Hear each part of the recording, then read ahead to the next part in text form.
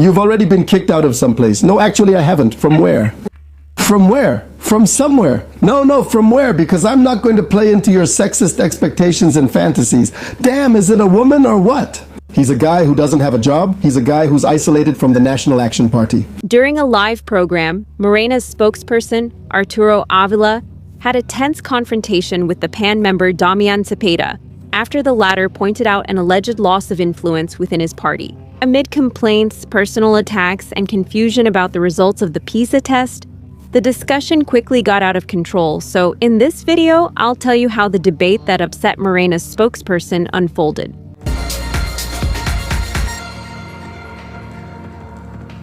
The program, Me lo dijo Adela, hosted by journalist Adela Micha, turned into a real political battleground after Arturo Avila exploded live on air against the PAN member Damián Zepeda and the MC member Juan Zavala. The debate got heated when Damián Zepeda claimed that Arturo Avila has lost ground and influence within Morena, suggesting that this political weakening began when his partner, Luisa Maria Alcalde, left the party's national leadership. Visibly upset and defensive, the Morena member responded that he would not play into his interlocutors' sexist fantasies and demanded that they not get involved in those topics. However, Zepeda clarified that he was not referring to his personal life, but exclusively to his political situation within Morena.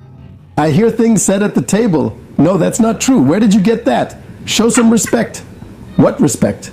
Let him have his attitude. Politically, it has nothing to do with your relationships. I'm talking about the parliamentary group.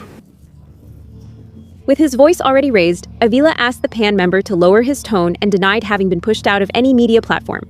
On the contrary, he insisted that he currently has more media presence than ever. However, Zepeda insisted that he has indeed been politically sidelined and gave as an example his departure from various commentary platforms, including the program Es la Hora de Opinar, hosted by Leo Zuckerman. So, at first, Avila explained that his departure was due to a legal and electoral strategy of the program, since they believed that he might start a political career that involved certain risks. However, minutes later, he changed his story and claimed that it was he who decided to leave of his own free will. I decided.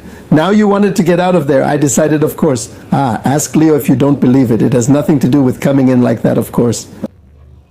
Since she's nervous, instead of calming down, the exchange ended up escalating even more. And to wrap up the issue, the Morena spokesperson launched personal attacks against Damián Zepeda, whom he called a provocateur and someone without a job. He also claimed that he is no longer well regarded within the PAN. He even stated that the only one who tolerates him is Ricardo Anaya, whom he called his political father. He's a guy who doesn't have a job. He's a guy who's isolated from the National Action Party. He's a guy who's in conflict with all the political groups, not liked in the PAN.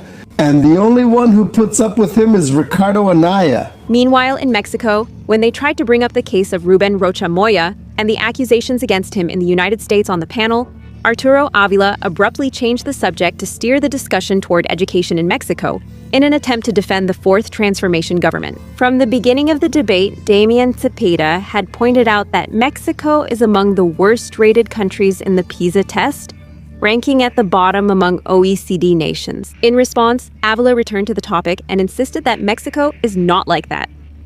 According to him, the country ranks 51st out of 81. However, his fellow panelists immediately corrected him by reminding him that there are not 81 member countries in the OECD. With that, it became clear that the Morena party member was confusing the total number of participants in the PISA test with the number of nations that make up that international organization.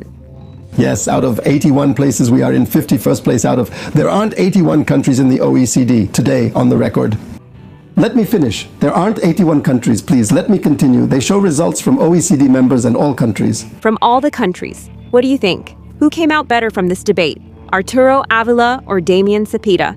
Tell us your opinion in the comments. And if you like this video, don't forget to give us a like, subscribe to the channel, and turn on the notification bell.